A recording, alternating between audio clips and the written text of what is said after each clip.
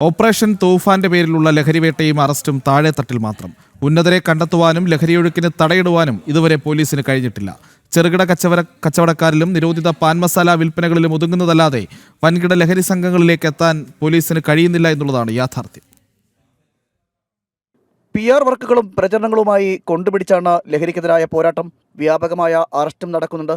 എന്നാൽ ഉന്നതരിലേക്ക് എത്തുന്നില്ല എന്ന് മാത്രം. ഇതുവരെ നടന്ന അറസ്റ്റുകളെല്ലാം തന്നെ താഴെത്തട്ടിൽ മാത്രമാണ്. അപ്പോഴും കാണാമറയത്ത് ഉന്നതർ വിരാജിക്കുകയാണ്.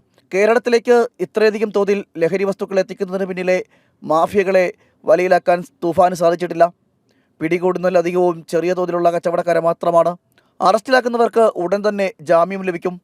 വീണ്ടും ഇതേ പ്രവൃത്തിയിലേക്ക് ഇറങ്ങുകയും ചെയ്യും. അന്യസംസ്ഥാനങ്ങളിൽ നിന്നും ഇത്രയധികം വലിയ തോതിൽ ലഹരി വസ്തുക്കൾ എത്തിക്കുന്നതിന് പിന്നിൽ ആരാണ് എന്ന ചോദ്യമാണ് ഉയർന്നു കേൾക്കുന്നത്. അതിന് ഉത്തരം കണ്ടെത്താൻ ഇതുവരെ സാധിച്ചിട്ടില്ല. ഉന്നത രാഷ്ട്രീയ ഇടപെടലുകളും മറ്റ് പല ബന്ധങ്ങളും അന്വേഷണം അവരിലേക്ക് എത്തുന്നതിന് വിലങ്ങ് തടിയാകുന്നു എന്നാണ് വിവരം. വിചാരിക്കുന്നതിലും എത്രയോ വലുത് മടങ്ങാണ് ലഹരിയുടെ വ്യാപ്തി. താഴെത്തട്ടിലെ ലഹരി വിരുദ്ധ പ്രവർത്തനങ്ങൾ കൊണ്ട് മാത്രം ഒതുക്കാവുന്നതല്ല ഇതൊന്നും. കാണാമറയത്ത് ഒളിച്ചിരുന്ന് ലഹരിയുടെ വിത്തുകൾ വാരി വിതറുന്നവരെ, ഉന്നതരെ, അവരെയാണ് ആദ്യം അറസ്റ്റ് ചെയ്യേണ്ടത്. ആ ഉന്നതരിലേക്ക് അന്വേഷണം എത്തിയാൽ മാത്രമേ ലഹരി വിരുദ്ധ പ്രവർത്തനങ്ങൾക്ക് പൂർണ്ണമായും തടയിടാൻ സാധിക്കുകയുള്ളൂ.